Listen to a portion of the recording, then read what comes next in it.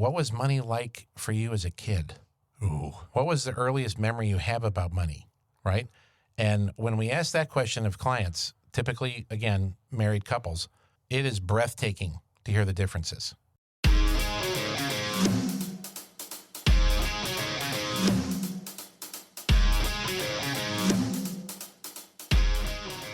Welcome to the whole wealth journey. Wealth with a Y. What does that mean? What does that mean? Are we spelling it funny? No, I think it's We're using the word Y. the word Y, right? Okay, good. Not the letter Y, the actual word Y. Well, I know why. Why? Because we want to help people get on their path. Then the path is all about their why. And it's about aligning your finances with the people, the experience, and the passions that give their lives true meaning. It's getting way beyond the bank statements, the brokerage statements, the trust documents, the life insurance, and taking a deeper dive into your why. Well, admittedly, we're not for everyone. This is different. We're for the bold ones who really want to dive deeper and seek a life that resonates with who they really are at their core, who finds value in vulnerability. Well, You and I do. you and I do, and that's where we want to play, but not everybody is comfortable with that vulnerability. Maybe we should introduce ourselves. What do you think? Oh, that's a good idea. Jim Gebhardt. And I'm Matthew Grishman. We are the co-creators of the podcast, The Whole Wealth Journey. Ready to find your why? Then let's get started and get you one step closer to unlocking your inner wealth and well-being. So what are you grateful for today? I'm grateful for getting my voice back a little bit. You kind of hear this little mess, this little train wreck in my throat. It's not quite the Barry White I was hoping for. Yeah.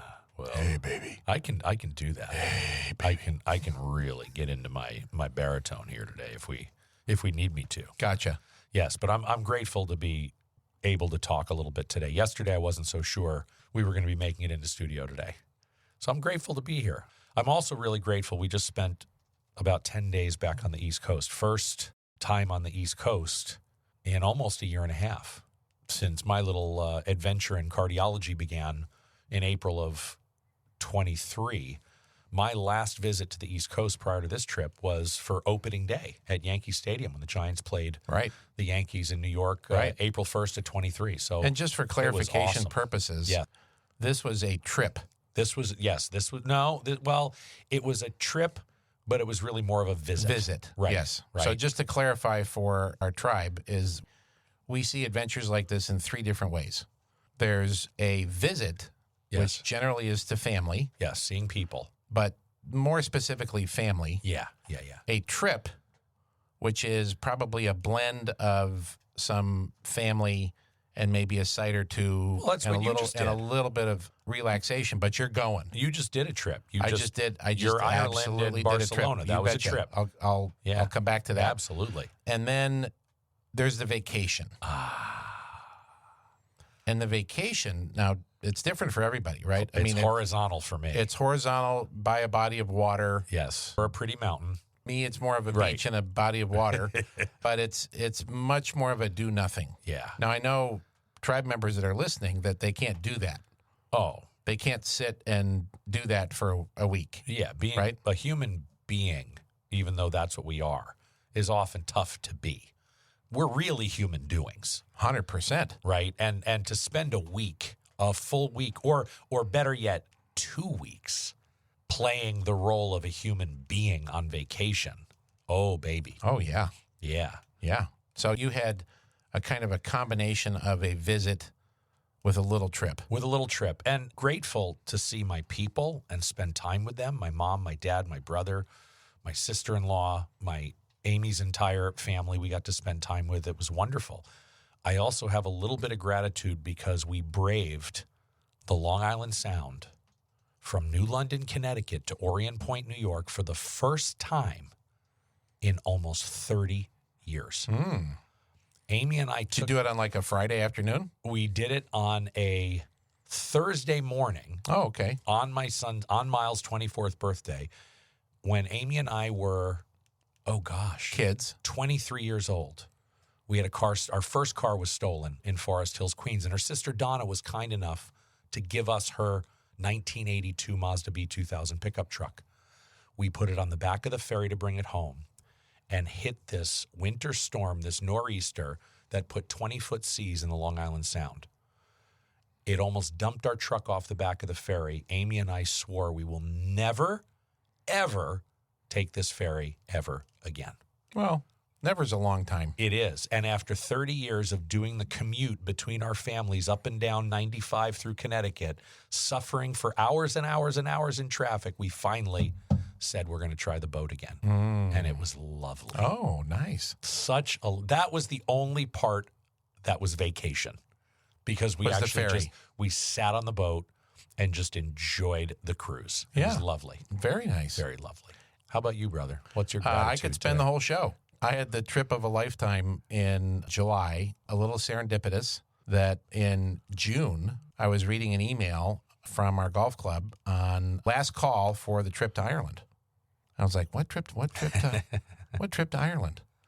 And so I open it up and I start reading it, and it's, click here for the itinerary. And Sure. I'm having this little thought because I've got a very specific list of courses that I would like to play in Southern Ireland. And I'm like, there's no way. It's just not going to be the holy smokes. It's the entire list. All 6 sitting there on a platter, just got to say yes. Yeah.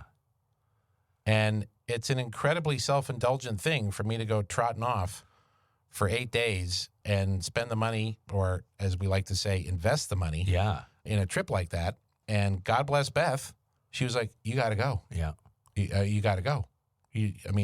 How do you know if or when you're ever going to be able to do that trip, let alone get enough of your people together to commit to a big trip like that and organize it and everything else? Yeah. I mean, you teed this up that you were, our last episode, you were going on the trip. Yes. And now you're back. I'm back, and it was How everything was the and investment? How was the ROI? 1 billion%. Wow. Everything about it. I That's met a lot great of new zeros. people, great new friends. Yeah. Took some friendships that I had and kind of made them deeper and more meaningful. The 6 courses were everything and then some, like just dream come true stuff for a freaky golfer like me. And one of the things I'm most excited about is all the fitness, all the emphasis on, health and strength and all this good stuff that I've been on since November. I'm really glad I did it. Yeah. Because it was about 50 miles of walking in the sand dunes, and that took a bit. Yeah. But as I may have said on the show before, I think the Irish are some of the most friendly, kind, sweet people that are on earth, and we could stand a big dose of them wherever we go. But I mean, the little towns that we were hanging out in along Southern Ireland, and kind of we made our way up the West Coast, and as that was wrapping up, then it came to the realization, it's like, no, wait, I'm actually going on to Barcelona, Right. to a hang out visit. with Grace. Right. Your trip's going to a visit. My trip is going to visit our daughter Grace, who is doing an internship in Barcelona, and our son Jack. We gave him an airline ticket for his 18th birthday to go spend some time with his sister in advance of my getting there. It wasn't intentional on my part, but I was so focused and fixated on the golf trip that I did next to nothing relative to, other than booking an apartment. Grace and Jack did the itinerary. Nice. So there was definitely vacation components to it, not necessarily lounge chair on the beach, but in terms of all the planning and all of the scheduling and the logistics and It was a show up for you. I just kind of showed up. Yeah. And Barcelona, put it on the list if you haven't been. It is utterly, utterly, utterly magical. It is on the list. The vibrancy of that town and the people, and I mean, at 11, 12 o'clock at night, down these, what we would consider to be these big boulevards, they call them plazas, there's not hundreds of people out. There are thousands of people out. Wow. Walking around, street vendors, cafes are open. I mean, just rooftops are a big thing there. So we went to a few rooftop bar restaurants, and you're looking out over the city, or you're looking at the Sagrada Familia. It is just an absolutely magical place. And the other thing that, as an American, that was pretty shocking is it's also not expensive. Huh. Relative to here, relative to Northern California. So lodging, transportation, public transit was awesome. Restaurants, a cappuccino was like €2. Wow. We had some beautiful meals that were at least half the price of what they would be here, if not more. Wow. And then to just see Jack blossom with his independence and traveling independently to get there and kind of being the leader of the pack because Grace had her internship during the day. And so she was a little bit committed, which is understandable. But it was just so much fun to spend time with Jack one-on-one like that. And then just to see Grace blossoming in her own way, having now done some, solo travel on her own. It's just a wonderful growth edge. So that's awesome. The other thing I have to share in the way of gratitude is I have seen the future. Oh, you have. And it's got me just like my head is spinning. So in the last week, 10 days, we have bought a Tesla. Right. Probably the biggest shock you have dropped on my lap in a minute or two. Well, I was quite surprised when you delivered that news to me on Monday. How so? It just wasn't something I expected. Okay, good. I'd like to keep you on your toes. Yeah, I didn't expect it. I expected you to always have something that grumbled. Oh, well, we will have a grumbler. And when you start to look at the economics of the electric vehicle, in particular the Tesla, relative to our solar plan, right, our solar panels, it becomes an unbelievably economical decision. But that's not where I've seen the future. The last 2 days, I have used the temporarily free autopilot feature. Temporarily free. So I think for the first 30 or 60 days of owning the vehicle, they give you the software to be able to use the autopilot, the self-driving autonomous capability. Okay. Of course it's a subscription. And I've done it twice. Oh. And most recently last night with both the boys in the car. Okay. Because I did it the night before with Grant in the car. And it is unbelievable. It is freaky, crazy, wild, mind-boggling to be in a vehicle in commuter traffic, stop and go, periods where you accelerate. Sometime you're on the freeway, sometime you're on surface streets. It navigates stop signs. It makes 90-degree turns. How relaxing of an experience was that for you? It's getting more relaxing. We were DEFCON 5 the first time I did it. I was going to where say. I literally had my hands next to the wheel, my foot hovering over the pedals to either go gas or brake, depending on what was needed. Right. And I started to relax a lot more yesterday. Yeah. It does prompt you to put your hands on the wheel periodically and give a very slight little it's your acknowledgement to the computer that you're still there. Yeah. Wild. Well, I will throw out a shout out, blast from the past to our old friend John Dreby and say thank you. You might remember we had him in studio about 14 years ago. Yeah, feels like it. I think he was here in COVID times? 21, maybe, like around Valentine's Day, 21. We brought him in because it was car season, and you and I were getting lots of questions from clients on, do I buy, do I lease? Leases, do I all get this. into the electric thing yet? And he was kind enough to tell us it was probably about 3 years away. Give it like 3 more years, let more come to market. And I think part of what you explained to me on Monday about your decision to jump into the world of Mr. Musk's automobiles was that when you look at the price point on these things now, it's almost irresponsible financially to not consider the Tesla as an option based on where they price point it. That's exactly where we got to. I thought they were more expensive. Yeah. And certainly you can spend more. And that was John's prediction in our studio 3 years ago. Give it 3 years, prices will come down, technology will be easier to use. The other thing I will say is it was the most millennial transaction I've ever experienced. There was so little human interaction. Yeah. The whole transaction was done on the app. Of course, in terms of ordering the vehicle, going through this, kind of the validation process. We leased it because it was so economical. You get the $7,500 incentive, tax credit off of that. They just take that right off the price, and then it drops into the lease. And now you start to go, okay, well, there's going to be next to no maintenance on this car for 3 years other than a tire change. I mean, there's no oil. There's no oil filter. There's no transmission. There's no fluids. And you start to go, and we have enough solar in our program to charge this thing. We have a battery. Yeah. Economically, it starts to make a heck of a lot of sense. Nice work. But I've seen the future because the autonomous thing is very real, and I think it's going to be here a lot sooner than we think in terms of the majority. I think we will get to that a lot faster. Come on, put the stake in the sand, make the prediction. 4 You made years it with me. Well, you made it with me. What are our children of the last generation? Oh, yeah. Cute little story. We have an old Jeep Wrangler. Sure. 2011 Jeep Wrangler. And we parked that on the street. We don't have a big enough driveway for the fleet of cars that we're dealing with right now with 4 kids. And where are you going to put the helicopter? Right. This young couple is walking by with their 3-year-old, and I can hear them from 100 yards away, and I'm in the Jeep. And the mom goes, "Oh, there's the man that owns the orange Jeep. Let's go say hi." So they come over, and I'm like, "Hey, buddy, you want to get in the Jeep?" He's like, "No, no, no." And I said, "Well, to the mom, I said, someday he'll be probably driving something like this." And she was very quick with her reply. She's like, "I doubt my son will ever learn how to drive." Whoa. A 3-year-old kid that's 12 years away, 12, 15, 14, 13, 14 years away from a permit and a driver's license. And she's like, "I don't think he's going to learn how to drive." Because at that point, the autonomy, you're going to learn how to push buttons. You're not even going to be pushing buttons. That was the other thing with you're just programming the computer. That was the other thing. Grant, the other day, I was trying to find something on the screen. He's like, "Dad, why are you pressing the buttons on the screen? Just hit the button on the steering wheel and speak. What do you want it to do?" Right. I was like, "Oh, well, okay, Beeve, that sounds like a good idea to me."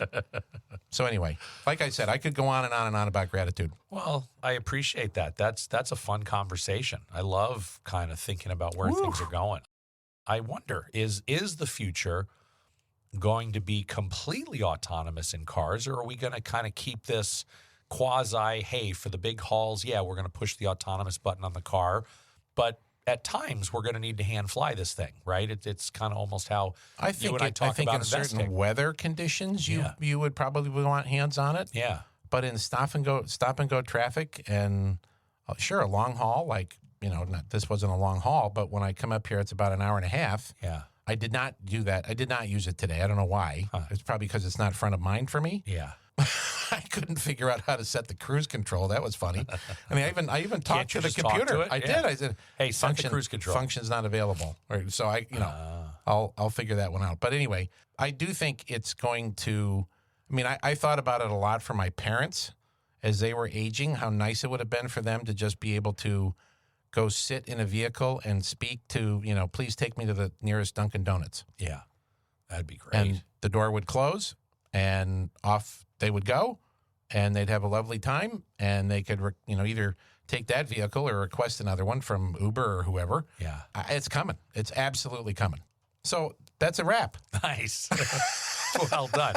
Well, this show just is one big riff on gratitude, isn't it? It really is at the end of the day. I mean, that's the center of it. That's one of the things I'm so grateful for. What we do around here is we get to sit in here and allow on the outside a reflection of our core values on the inside. And gratitude is a biggie, a centerpiece in that. It's just such a grounding exercise, such a get present exercise. It's amazing how much time I still, even on this journey that I've been on with you for years, how much time I can still catch myself in the past, in the future, outside of what's going on right now.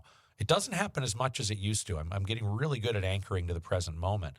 Gratitude, expressing gratitude, sharing what I'm grateful for or what I'm looking forward to. There's a gratitude essence when you and I talk about things that we're looking forward to on 100%. The calendar. There's just something about that kind of flushes the decks and replaces any kind of spilkus I'm feeling about what might have happened yesterday or any kind of spilkus I might have over the uncertainty of, 2 or 3 hours from now. Right. It's incredible how it gets us focused and present. It's my anchor. When I somehow get away from it or I forget about it, or it's so easy to see how the scarcity and the negativity and the doubt and the worry and everybody, all my old friends, they come showing up. Yep. Well, uninvited. Yep. But they show up. Oh, your friends. Now I get where you're going. Your friends like scarcity, worry, fear, anxiety, fear, negativity, anger. Yeah. All those guys. Yeah. They hang out together. Yeah. Well, they're a big gang that has been created to protect you, to keep you safe. Sure. Right? Sure. At least that's what they think their job is. Sure. Now that I no longer live in a cave and wild, have to fight the wild beasts tiger. aren't coming to eat me every day. Right. We can evolve. Well, yeah, you could kind of put that stuff aside and use what we call the pause button. That's a much better way to do it. I love our tool of gratitude. It's kind of how we start our whole process, and it's really a great way to kind of kick off how we're going to lay out the entire curriculum of the whole wealth journey. It really starts with gratitude, and the reason why you and I think, are being very deliberate and taking the time to express gratitude to one another is to show by example to the tribe today how we start the whole wealth journey every time we get together and get in it. Yep. Right? And here we are at the very beginning of the whole wealth journey, where we're just going to get started on the right path, unpacking somebody's story, and we'll model that with each other today and how we do that. But it always starts with gratitude for the purpose of getting incredibly present in the moment. The biggest benefit to the whole wealth journey and being a participant in the journey is being present to the journey. If your head is worried about what happened yesterday, or you and I get too caught up in what the future could hold for us, right? I look at our relationship, you and me, and I think about the times that you and I have had struggle in our relationship. And it's quite often we get hung up on the past, or we get consumed with what tomorrow might look like. And the solution you and I have always had to flush the decks and get back to the essence of you loving me and me loving you is gratitude. Well, why is that? Why is that? How does that happen? It's the biochemical cascade that happens when you drop into the gratitude. Yes, right? absolutely. It's literally a chemical chain reaction in the body. Yes. That flushes the decks. And part of the reason we've always used that with clients when they come in or Zoom, we don't know what their day's been like. Right. We don't. We have no idea. I had a Zoom with a client last week where I could tell he was a little edgy, a little meh. Not himself. Yeah. And it was just like, what's on the gratitude list? He struggled. Sure. He struggled. Sure. His wife did it effortlessly, and he kind of went along with that.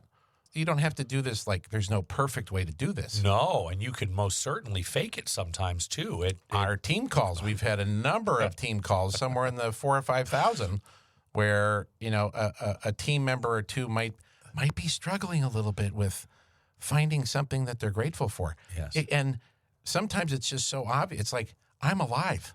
Yeah. I can see. Yeah. I've seen some reels on Instagram lately of it's been two women. They're paraplegic. They're in wheelchairs. And yet the exercise routines they do are just like, you're what? You're what? So I've sent it to the family as kind of a, let's not just take everything for granted that we can, walk and walk. Yeah. Right. I mean, keep it that simple if you're stuck. Right. Absolutely. And if you can't walk, maybe you can see. Exactly. And if you can't see and walk, maybe you can smell or hear, right? I mean. Or maybe you're just alive experiencing life today. Yeah. Right? Somehow, whatever that is. What's that one thing? Because where this becomes so critically important is the very first question that you and I get to sit down and discuss with a prospective client, a friend, each other. When we talk about unpacking your story and what are you grateful for, we have to get hyper present, because the next question that comes out of your mouth or my mouth is, what does financial security look like to you? Mm-hmm. When we start the whole wealth journey, we can't start something if we don't know where we are, right? I mean, where are we going? What are we trying to accomplish financially, relationally, experientially, professionally in life? I think sometimes people have an easier time knowing where they're going than knowing where they are. Sure.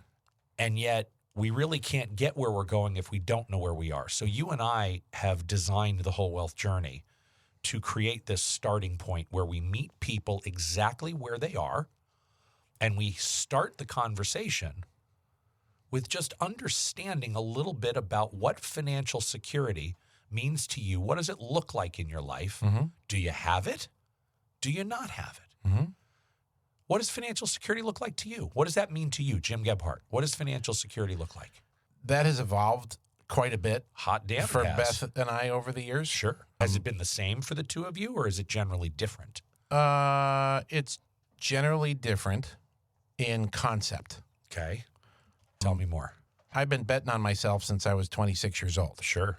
So I've never really worried about, the job market or my boss or the company or the culture of the company or any of these things because I've been betting on myself for all these years. Okay. So financial security to me was, can I continue to perform and do my job? Okay. So it wasn't necessarily how many dollars I had in the bank. It was about your ability to go make it. It was about my ability to keep making it. Okay. And our dear friend Glenn would, kind of get in my ear every once in a while. He's like, you're like that old Doritos commercial. Don't worry, we'll make more, right? I was always a top line focused guy. Right. Not so much focused on bottom line and scrimping and saving every last dollar or two, but just the belief in that I know I can make more. Right. You were a goes-ins guy, not a goes-outs guy. Totally. Yeah. Beth is a little bit different in the sense that the financial security for her, has been having more cash in the bank. So now we keep a level of cash in the bank, God bless, through the success of the business. It's fine for me, but it really gives her peace of mind. And as a result of that security makes me feel good for her, right? Like, Sure. If that really gives her peace, yeah, fabulous. Of course, there's going to be a little bit of an interdependency there, right? Yeah, totally. If she is feeling financially secure, that helps me a little bit feel financially secure. I get that. What do you think that is? Because your understanding of financial security, what it means to you, is very much more conceptual. Whereas it sounds like Beth's is much more, what's the word I'm looking for? Tactile. Yeah, Tactile, where it's almost like, if she can touch the gold and it's liquid gold, not illiquid gold, then there's a certain piece that comes with that. So as business owners, we own an S Corp and we file quarterly estimated taxes. Oh, it's my favorite quarterly thing to do. So when those quarterly estimated tax payments get flown through Gebhardt Group into our personal bank account or checking account, I try to have some fun with Beth on this. It's not, and the reason I say try is I don't want to try to belittle the fact that, she gets a lot of security from seeing the money in the bank account. Right. But I do have to burst the bubble when she sees these rather sizable deposits come in, like, hon, that's there for like a day. Yeah. So, I mean, if you need to stare at it for 24 hours or take a couple screenshots, enjoy it. Yes. Because it's going in and it's going out. Yes. Right? It's going to Uncle Sam. It's going to Uncle, what's our governor's name? I don't know. Yeah, whoever he is. Yeah. And yet that starts to become a little bit of a goal because I know how much peace it gives her. Yeah. Right? And it is definitely more, I mean, she is definitely more boots on the ground, paying the bills, the tactical moves in the Army on the front lines and paying this bill and that bill. And there wasn't always times where there was money left at the end of the month to pay all the bills. Yeah.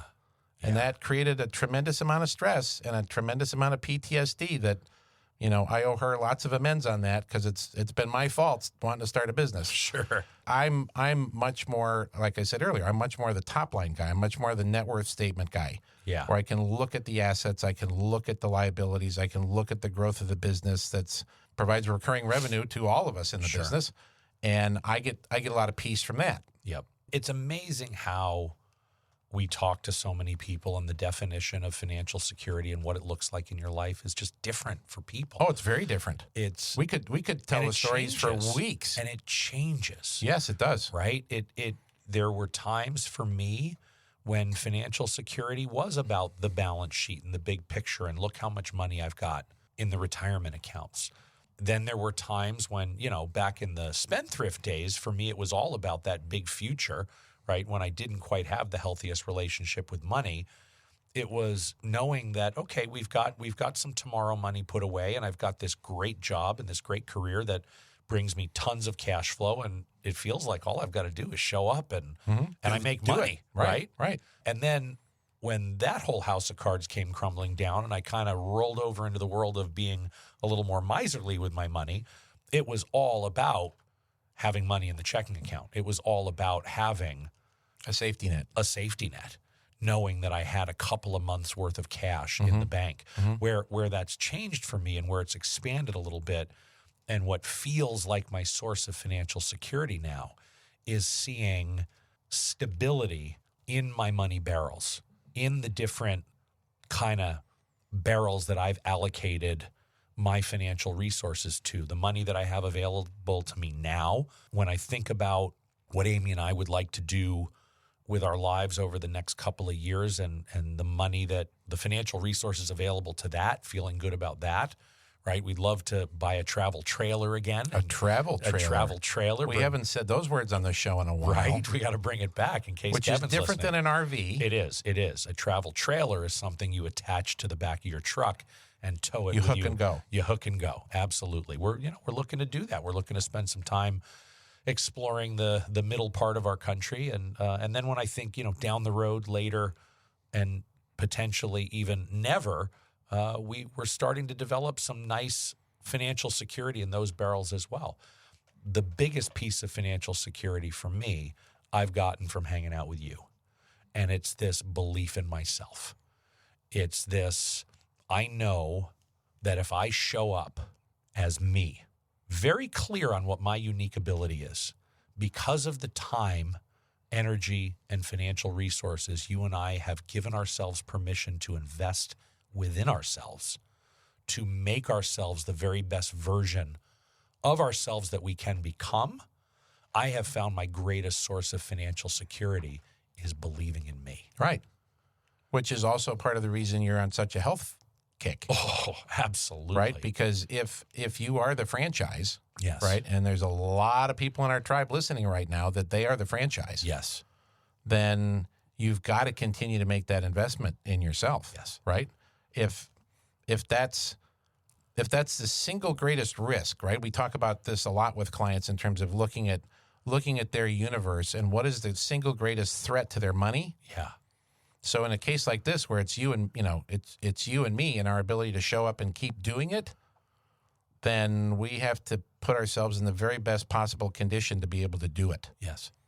And that's a separate conversation, I realize. But I think it's powerful if you're in a relationship to be able to sit and talk with your partner about what gives you financial security. Absolutely. In fact, I would suggest let's invite the tribe to pause.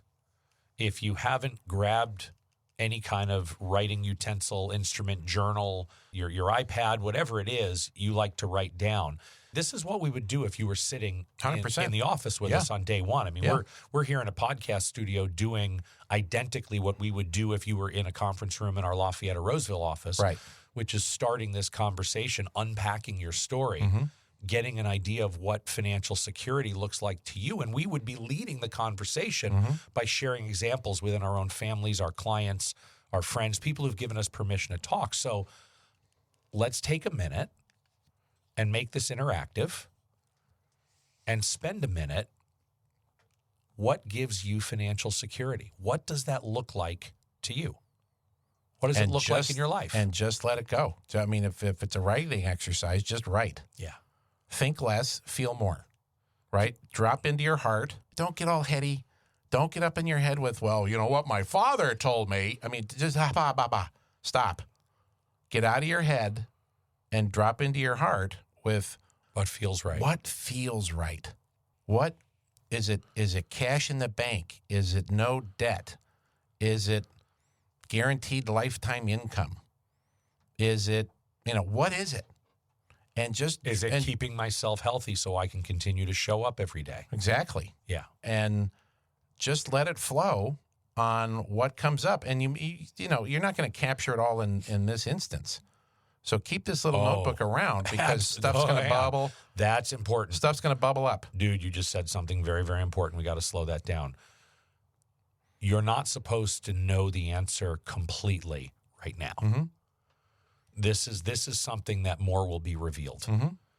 Because if you've never sat down and gone through the exercise of making it real, and what I mean by making it real is getting it out of your head as a random thought that comes in and out. And onto actually paper. Onto paper. Like bring it to life. Bring your vision, your dream of what financial security looks like to life by getting it out of your head, out of your body, onto paper, and then you got to share it with someone. Mm-hmm. if you have a partner in life who might also have a definition of financial security, what a great conversation starter.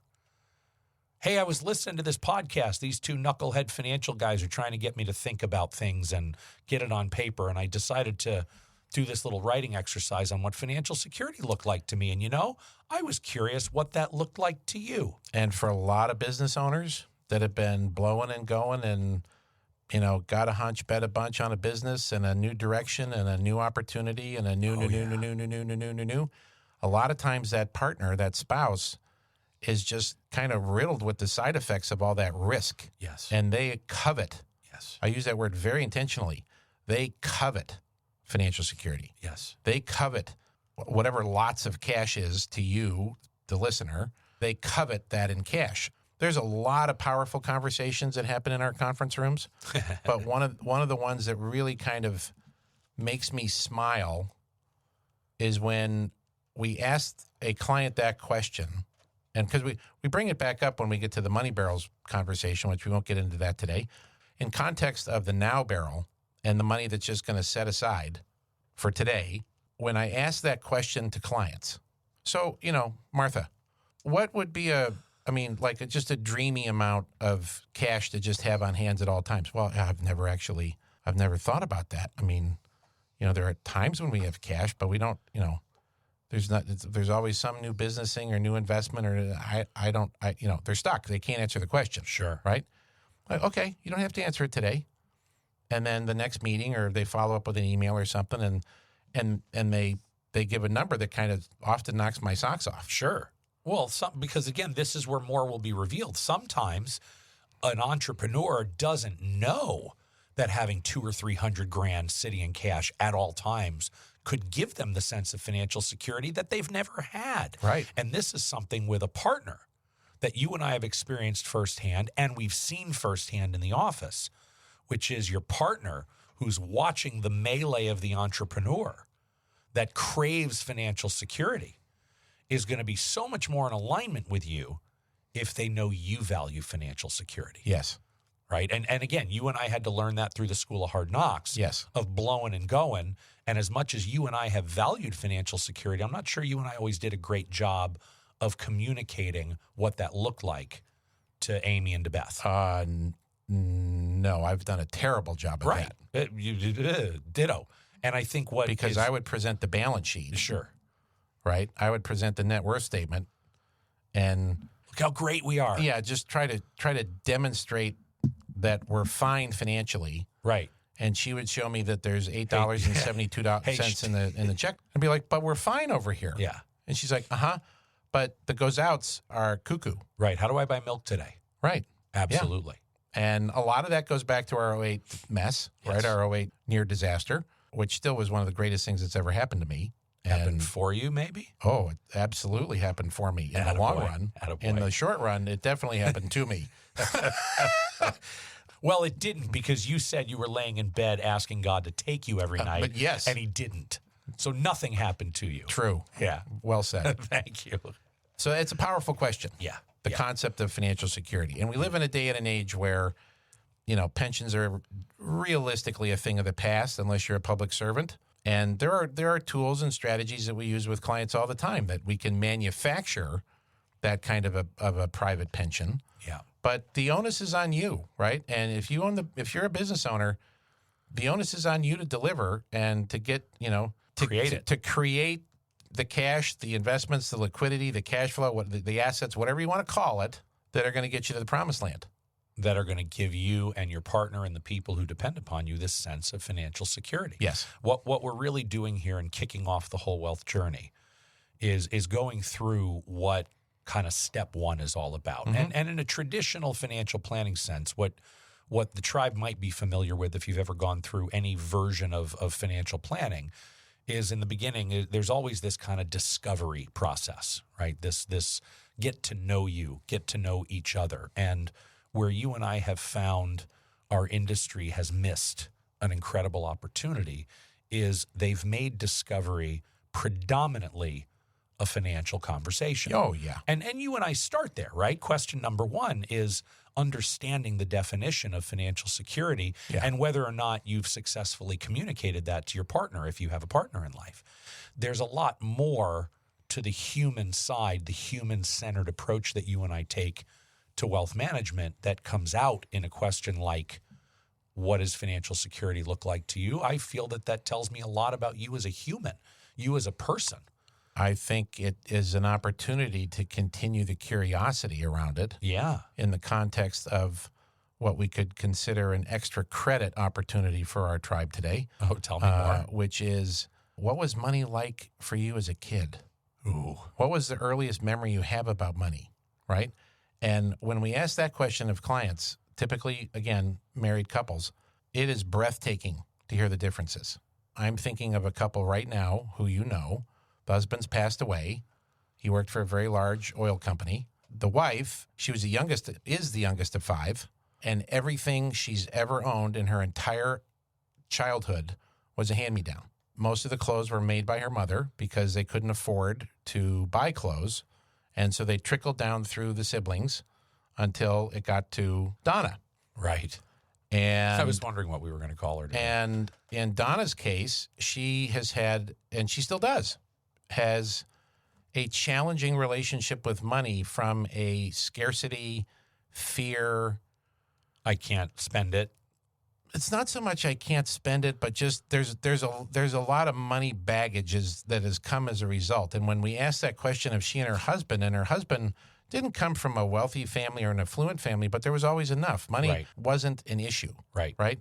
And I remember Donna telling us stories about, when dinner was served, there was a little bit of a fight at the table on, who got to the table first because there was a limited amount of food. They ate, but, just a very different, from on the other side of it being a very comfortable, they went on nice family trips and they had a new car every once in a while and, their money wasn't a stressor.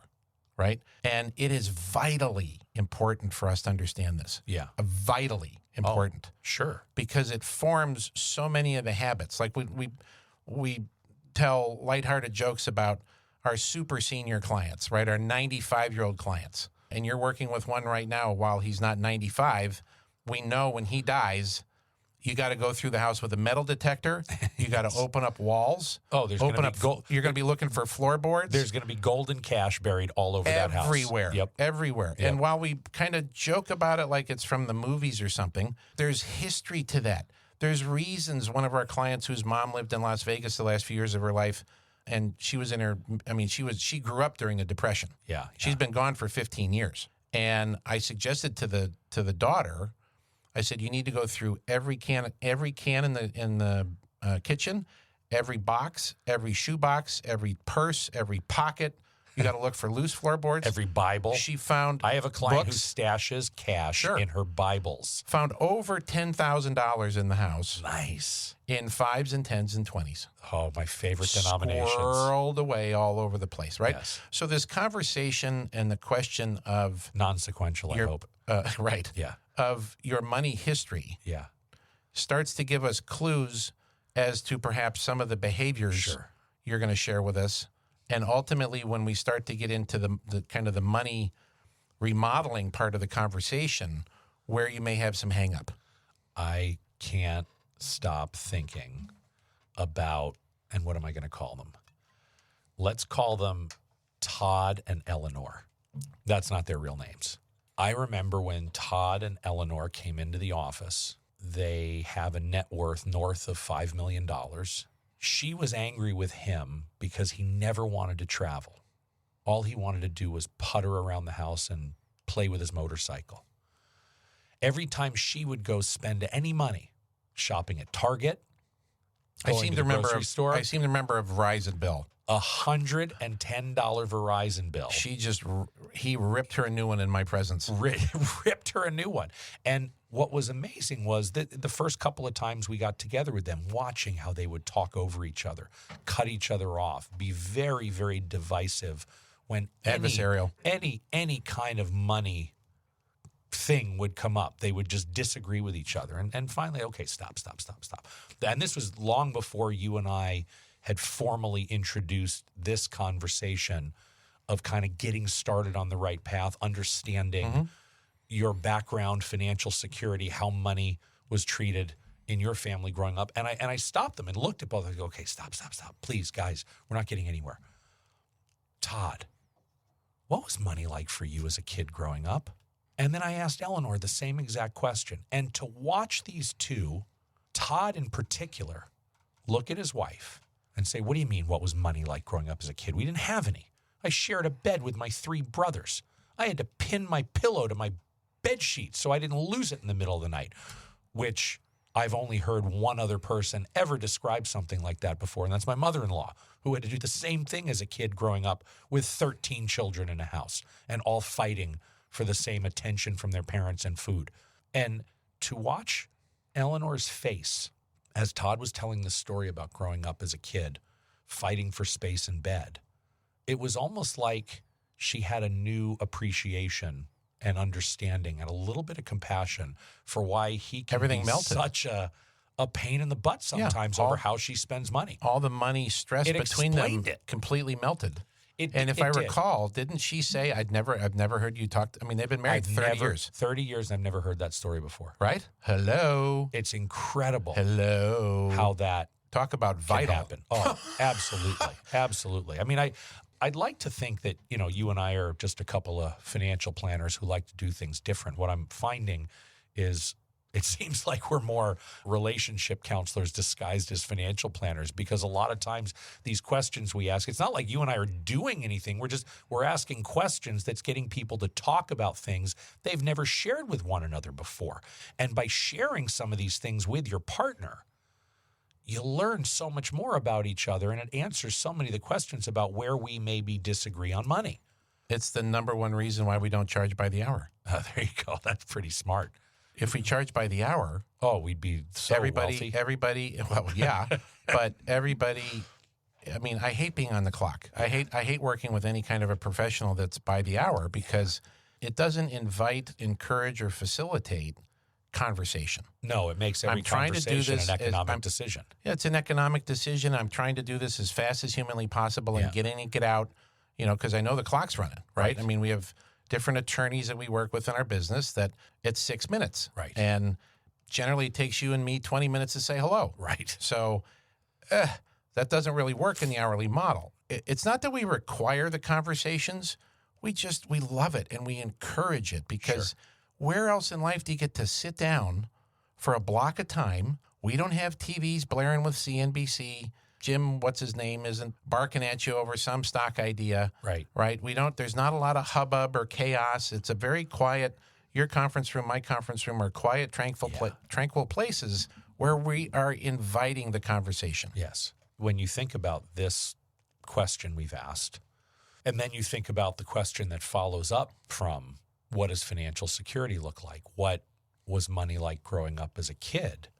We have to have that kind of environment, because the next question is where we really, really start to get closer to bone, right? We're getting below the surface, and we're getting, really down to stuff that can tell us about who you are and where our work can begin together. And that is, what keeps you up at night about money? What do you worry about with money? And if we start from a place of what financial security looks like, it allows us to really explore what these fears, worries, obstacles, right? What is it that this is really the triage, right? This is really when we identify what keeps us up at night about money, this is kind of where we start our work. So what's that for you? Is there anything at this point that keeps you up at night about money? Or for me? Or not necessarily keeps you up at night, because for you and me, I don't think anything with money keeps us up at night anymore. What do you worry about with money? Beth's worry. Oh. It's not my worry. Her worry is I die. And sure, there's life insurance, but her worry is my worry. I honestly don't worry about money. I mean, as I've said to you, and I think I've said on the show, the scarcity that I've had around money my entire life, which, no offense to my parents, but it comes from my parents. Sure. And we weren't poor, we weren't rich, we were perfectly middle class, but there was always scarcity talk around money. Sure.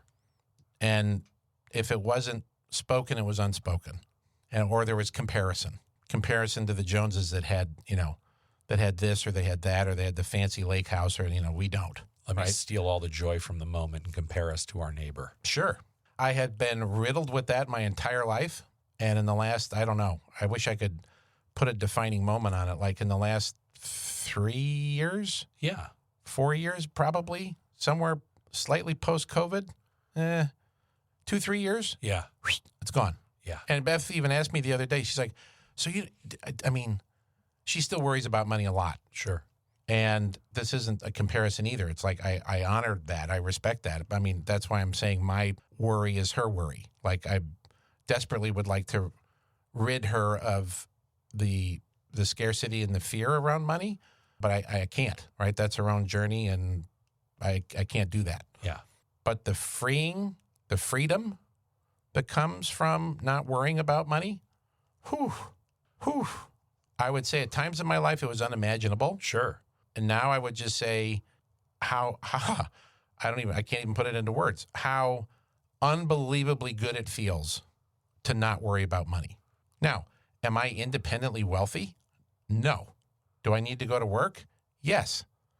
But I know with the business that we have, that's going to provide a certain amount of income as long as we do our job and show up and take care of our people. Sure. And in honor of my mother, that's ample. Yes.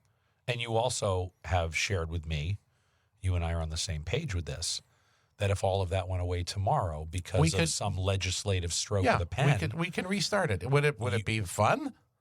There'd be parts of it there might be like 2% fun, but it'd be a lot of shoveling. Well, and whether we started the business again doing what we do now, or we decided to pivot and do something completely different, Life 3.0, which I could see you and me at some point saying, this has been fun. We'd like to pivot and do something else in our old age. But, because that's the entrepreneurial mind, right? The creative, building something, having impact kind of mind. Yeah. And sustainers, we are not. No, we're builders, we're creators. We hire people on the team to do the sustaining part for us. Because that's their unique ability. Exactly. What you're sharing about your lack of financial fear, this freedom you have. Again, not financial independence. No. But financial freedom. Freedom from money. Mm-hmm. This money freedom that you have. What I want the tribe to be really clear on is that this is what the whole wealth journey has delivered for you.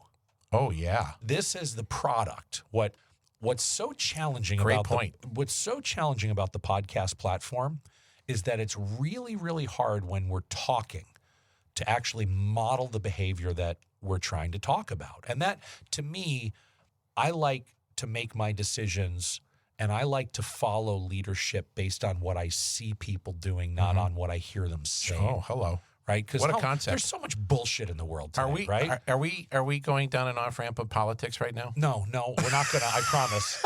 I promise. We're staying out of the 24 election right now. We're not going there. Okay, back to Switzerland. Here we are. But it's a leadership conversation, and I'm so attracted to watching and seeing the behaviors of others and watching them walk the walk. And I think one of the things we're trying to do here on the podcast is, even though this is a talking platform, we're trying to express and show through example how we live our lives, how our clients have chosen to live our lives based on the principles of the whole wealth journey. So back to the regularly scheduled program, you are a product of living the whole wealth journey. And what I think we've done a decent job of, we're doing a better job of now, is taking it and making it real, taking it out of concepts from our heads, observing what we've been through personally, writing it down and realizing there's a method to this madness. And it really starts with getting Excellent clear. point, brother. Excellent point. I mean, you are it. This is, I hope our tribe, thank you. I hope our tribe realizes the work, the time, the commitment, what you've had to do to get to a place where you have this freedom from money. Now, the promise I think you and I can make. You and I don't make a lot of promises to people unless we know we can keep them. And one of the promises you and I love making to people when they come see us is, if you do what we do and you follow the modules of the whole wealth journey, despite being incredibly uncomfortable at times, this is what we predict your outcome to be. Now, let me be impossible to misunderstand. I am not promising that your 401k is going to grow by a certain percentage every year. We don't do that around here, right? We can't promise returns or specific dollar amounts. There's a feeling of being wealthy. There's a feeling of having freedom from money, of achieving financial independence one day. Yeah, I also, as you're saying all this, the other word that's coming into my head is a level of confidence. Yes. Oh, absolutely. Right? It's a, as we've said many times on the show, and we'll say many more, is there's a level of clarity that comes through all these conversations. Yes. That leads to a greater sense of confidence in your financial future. Yes. Your current situation as well as your financial future. Yes. Because of that clarity. And ultimately, you end up with a whole new tool bag of skills, which is a higher, greater level of capability. Yes. Not just in yourself, but in kind of the personal advisory board that you start to assemble when you have an advisor and the proper CPA and the proper estate planning attorney and, you know, whoever else, mortgage broker, whoever else you need on that personal advisory board. That freedom is a byproduct of all of that. Yes, absolutely. So I'm going to suggest we push pause again and ask yourself that question and get it out of your head. Let it ripple down through that right arm or left arm of yours onto a piece of paper. What keeps you up at night about money? What do you worry about with money? And after you write that down, spend some time with it, sharing that with your partner, sharing it with someone. Make it real. Get it out there. Because you can't make progress if you don't know who the enemy is. Oh, 100%. That's the enemy. Yeah, that's the enemy. And if you're brave, like I suspect you are, dig into the why. Why is that a fear? Why are you worried about that? And have no judgment around it. Tell me more. Like what the effect of that fear is coming true? Yeah, like why? Like if that happens, what happens? Yeah, a little bit of cause and effect. But I no different than, you know, with a lot of gratitude, it's, you know, why are you grateful for that, right? I think when you look at something as dark and challenging as your fears around money, like what's keeping you up at night. And, you know, one of the smartest trainers that we've ever met years ago suggested that, you know, if you want a better night's sleep, dump all the crapola up in your head on a piece of paper and a journal before you go to bed to empty it out. But with that concept of, you know, what is the financial fear or fears that are keeping you up at night? Why? And I will share that when Beth and I have had that conversation, and her fear is my dying. And I then started to think, it wasn't a fluid conversation. This happened in fits and starts over the course of about a week. Was I started going, okay, well, there's this in liquid assets. There's this in home equity. There's this in life insurance. And Gebhardt Group is still worth something. And when you put all of that together, how does that make you feel? And she was like, oh, wow, I'll be fine. She's like, I don't want you to die. I said, well, I don't want to die either. But Right. we don't get we don't get that choice, right? And that getting into that and getting messy with it, and it's hard to stay neutral emotionally on this stuff, right? Sure. Because no amount of my coaching or cajoling or force feeding or fear is fear. Fear is irrational, right? Well, you left something out in that conversation with Beth that you've shared with me, and I've watched you do this 1,000 times, and it's just who you are. It's part of your unique ability, and that's why you sometimes forget to like mention it and share it, because it's just part of who you are. You can't show Beth the whole tomato and how much it's worth and get her to feel better before you do what you do better than anyone else in the whole wide world, which is validate her fear. You do that better than anyone else in the whole wide world. And again, right now, we're just at the beginning of talking about some of these really, really important assets that make up our whole wealth, one of which is money, right? And we're just scratching the surface here on money. That's the subject in which we're qualified and licensed to talk about. Licensed. I'm going to say we are very qualified to talk about the other assets. We just don't hold any licenses there. Yes. We're going to get into some other very, very meaningful assets that make up our whole wealth, one of which is our relationship with our people and how some of the skills that you were born with, have become aware of, and therefore have worked on and become world class at are things we're going to talk about. One of which is how you express empathy to people and validate Beth's feelings of fear. Because when you validate that and help her not feel less than because of that fear. At times I probably have. You have. You're human. Yes, I am. No way. I still am. Ace, I'm done. Get me a new partner. I can't sit here and kibitz with a guy who's human. I know, you need a bot. I need a bot. Give me a gym bot. We need to create a gym bot. AI, where are you? You have done such an incredible job of that she's able to hear that we're okay. You don't validate her fear first, she's never going to hear that you're okay. Doesn't matter. Well said, because you're spot on. Yeah. I mean, no, good on you. You for can't that. force it. No, right? No, you absolutely can't. So here, look, let's. We got lots of this. We got so much we could sit here and will for days and days and days until Ace kicks us out because he's got somebody else probably that needs the mics. But for now, we're gonna push pause. We're right now just getting started. We talked a little in the last episode about what the whole wealth journey is, and recognize if you haven't figured this out already, we're a couple of guys who see money different. We see wealth different. We don't see it through, thank you, Jill. We don't see it the same way that Wall Street trained us to see it. We see wealth management as a human-centered thing. It's not a money-centered thing. We can still see it the way our Wall Street friends taught us to see it. We don't prefer to see it that way. Correct. Yeah, we can. We were trained that way. We still have those chips and stuff up in the hard drive. Yes. But when you and I sit down and talk about it's the different. assets. It's a different conversation. Right. You and I see that there are three primary assets that make up most people's true wealth. Money is a big one, right? But you're going to hear us talk about money in a way that's maybe a bit different. We are today, showing you that a little bit. The second big asset is people. The third big asset is self. And those are the three assets that we're going to spend time diving into through this curriculum we call the whole wealth journey. Today, we got started with money. We got started on the right path by unpacking your story. We're going to continue the unpacking your story module. Until we're fully unpacked. Correct. Because what we have to do now that we have an idea of what financial security looks like, what keeps you up at night about money now, we need to take a little inventory on where you stand. What is your true wealth? What does it look like? Where are you with it?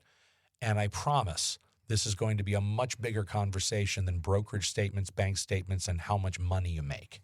It's going to get deep. It's going to get fun. And you're probably going to learn something about yourself you didn't know. I would actually guarantee that. Oh, well, I love guarantees, especially in our world. So with that, brother, let's push pause. And I will say, that's a wrap.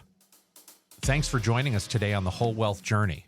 Whatever your path may look like, our purpose is to make sure that your way forward aligns with your core values and intentions. Are you ready to start planning for a future that's rich in wealth and well-being? Then click like and subscribe and make sure you don't miss a single episode of the whole wealth journey. So if we've struck a nerve with you today, where do people go? You can find us at GebhardtWholeWealth.com. That's GEBHARDT wholewealth.com. And once you get there, make sure you connect with us so you can take the first steps to finding your why. We'll see you next time. Jim Gebhardt is a registered representative of and securities offered through Brokers International Financial Services, LLC, member SIPC. Jim Gebhardt and Matthew Grishman are investment advisor representatives of Gebhardt Group Incorporated, a registered investment advisor. Brokers International Financial Services, LLC, and Gebhardt Group Incorporated are not affiliated. The opinions in this podcast are for informational purposes only and are not intended to provide specific advice or investment recommendations. To determine which investments or or financial advice may be appropriate for you, consult a financial advisor prior to investing. Any reference to market performance is based on historical information, and there is no expressed or implied guarantee of future performance. Opinions expressed on this program do not necessarily reflect those of Brokers International Financial Services, LLC. The topics discussed and opinions given are not intended to address the specific needs of any listener. Gebhardt Group Incorporated does not offer legal or tax advice. Listeners are encouraged to discuss their financial needs with the appropriate professional regarding your individual circumstance.